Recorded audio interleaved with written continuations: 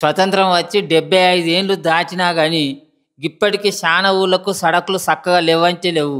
గా పాపం ఎవ్వలిది? జనాల ఓట్లు కావాలే గాని వాళ్ళ గోసలైతే పట్టయా అని శానేండ్ల సంధి శానా మలకల తిట్టుకుంటానో ఏడ్చుకుంటానో గోసపడ్డారు. గా గోస తీర్చే నాయకులను జూల్లే ఆదివాసీ పబ్లిక్.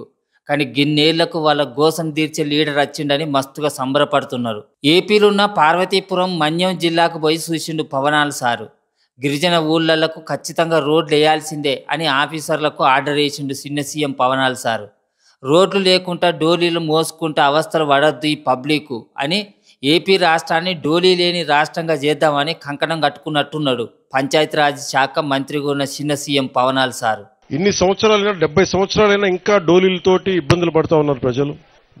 పైకి రాలేకపోతున్నారు. అవసరమైన అత్యవసర పరిస్థితుల్లో వాళ్ళకి ఇబ్బందులుగా ఉన్నాయని మాట్లాడుకుంటా ఉంటే, ముందుగా పంచాయతీరాజ్ శాఖ తీసుకున్నందుకు నేను మీకు ఏదైనా చేయగలుగుతున్నాను ఈ రోజున అంటే, ఈ రోజున దాదాపు 105 కోట్ల రూపాయల 33 లక్షల రూపాయల రోడ్లను ఈ రోజున మనకి శంకుస్థాపన చేశాం. మన రోడ్ల కోసం మళ్ళీ జనవరిలో 250 కోట్ల రూపాయలు ప్రధానమంత్రి గారు దీనికి మంజూరు చేయబోతారు.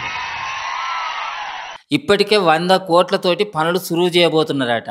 అట్లనే ఇంకా జనవరి నెలలో ఇంకో 250 కోట్ల రూపాయలు కూడా వస్తాయట రోడ్ల కోసానికి. అప్పుడు ఎలక్షన్ల ముంగట తిరిగి రోడ్లు వేపిస్తా అని మాటిచ్చిండు.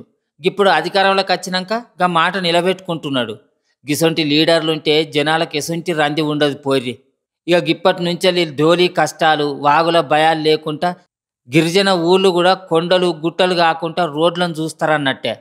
గా పని జల్దీనైతే పవనాలు సార్నైతే ఎన్నేళ్ళైనా యాదికి పెట్టుకుంటాం అని అనబట్టిర్రు పార్వతీపురం మన్యం జిల్లా పబ్లిక్.